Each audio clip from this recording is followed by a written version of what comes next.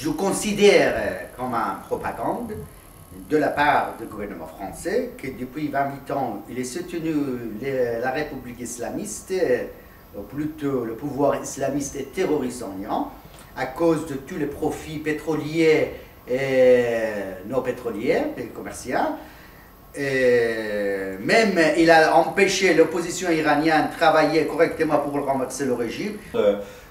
Si je comprends bien ce terme dans votre bouche, mais l'intervention de M. Kouchner a déjà suscité des réactions très violentes à Téhéran, et l'on parle même de la rupture d'un contrat gazier passé avec la société Total.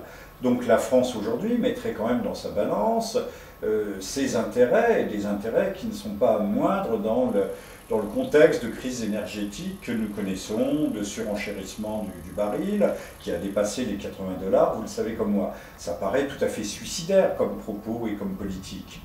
Mais en fait, si vous voulez, je crois que dans le système international, on arrive d'avoir des contrats qui est entre les sociétés pétrolières internationales pour passer un plus avance que les autres.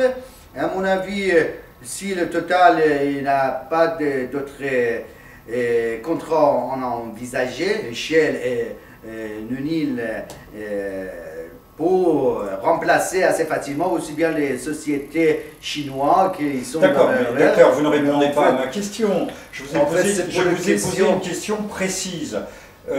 Par les propos de M. Kouchner, la France joue contre son camp, elle tire dans ses propres buts. Si, comme vous le soutenez, la France ménageait le régime des mollahs, pourquoi aujourd'hui met-elle en péril des contrats qui sont essentiels pour sa survie énergétique?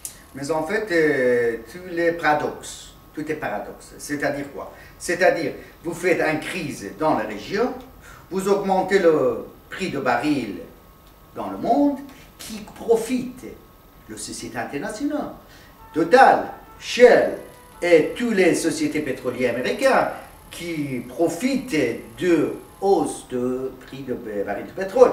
Et oui, mais docteur, nous allons perdre si nous perdons on n'a pas encore perdu, c'est un propagande. Mais oui, non, mais enfin d'accord, c'est la guerre des propagandes, mais enfin là, il est inhabituel qu'à la suite d'ailleurs du président Sarkozy, qui avait évoqué l'éventualité du bombardement, oui, bien sûr, devant le corps diplomatique français, fin août. Aujourd'hui, le ministre des Affaires étrangères parle de guerre. On est presque dans une situation de crise. En tout cas, il y a une escalade. Ah, vous n'y croyez pas? Non, non, moi je ne crois pas le scénario. C'est un scénario géré par Bush parce que moi... Ah donc, alors le ministre des Affaires étrangères parle au nom de M. Bush, c'est ce que vous êtes en train de nous dire? Bien sûr, c'est un scénario qui est géré par les Américains, par les Anglais, et qui déclare ça, la France. Puisque la France, depuis l'élection de 2007, M. Sarkozy, il a allié 100% à côté de M. Bush. Donc vous êtes également en train de nous dire que la France n'est plus un État souverain, indépendant, libre, que si demain matin on devait engager la guerre aux côtés des États-Unis, enfin nous irions, ce que nous n'avons pas fait en 2003 en ce qui concerne l'Irak. Puisqu'il est totalement allié, voilà, il a suivi l'instruction. Donc la France est une république bananière.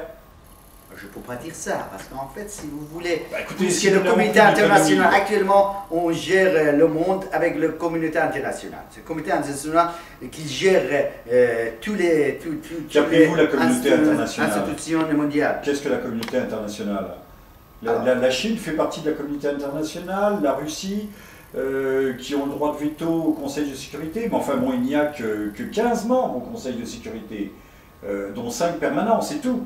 Donc est-ce là la communauté internationale? Non, non, non. Pour moi, la communauté internationale, c'est un système qui gère le scénario et la diplomatie mondiale au faveur de cartels et de trousses internationales et qui est en train d'envahir le monde.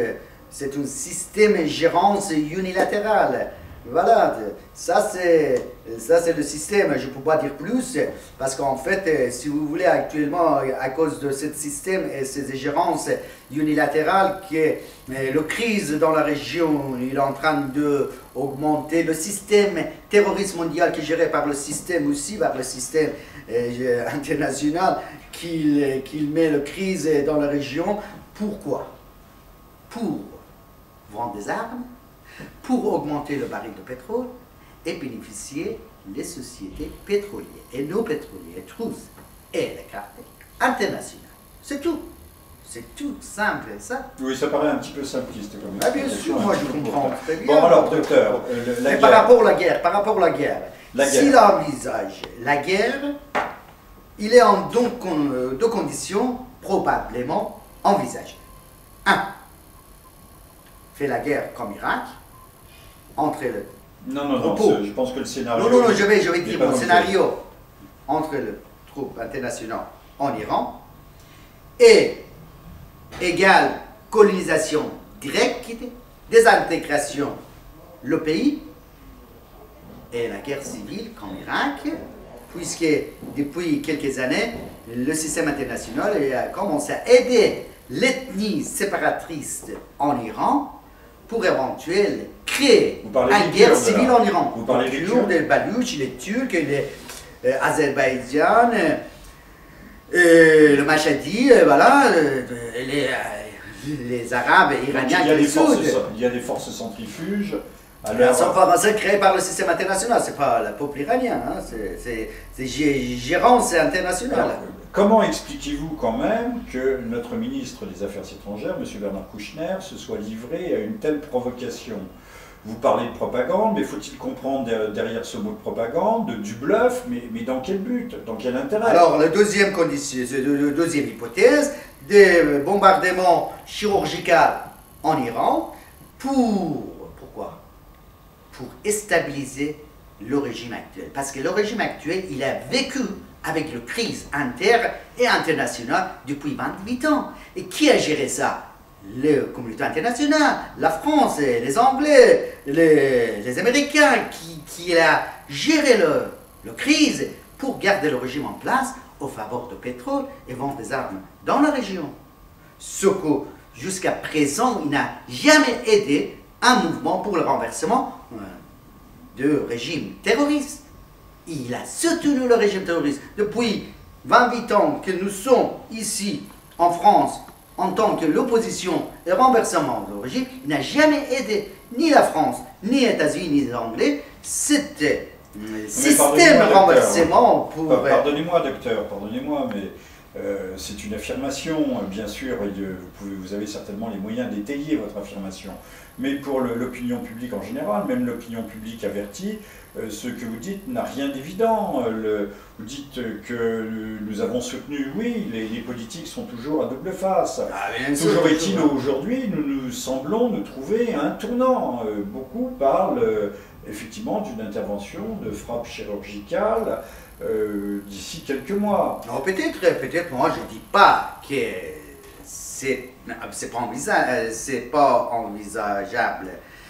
Par contre, si vous voulez, dans quel intérêt? Je vous avais dit, soit le scénario du Moyen-Orient et Proche-Orient va changer, c'est-à-dire éventuellement désintégration des pays de cette région et nouvelle carte mondiale, soit garder la même situation, c'est-à-dire stabiliser le régime actuel avec le frappe seulement chirurgical. Très bien, docteur.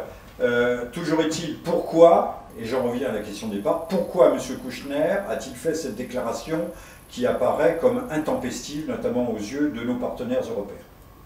Parce qu'en fait, il suivit l'État mot à mot, la politique américaine, la diplomatie américaine dans la région.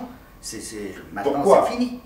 Pourquoi avant l'arrivée de M. Sarkozy, la France ne suivait pas aveuglément la politique? Parce qu'à l'époque, à mon avis, il avait une diplomatie plus ou moins souveraine, plus ou moins par rapport c'est-à-dire opinion publique française.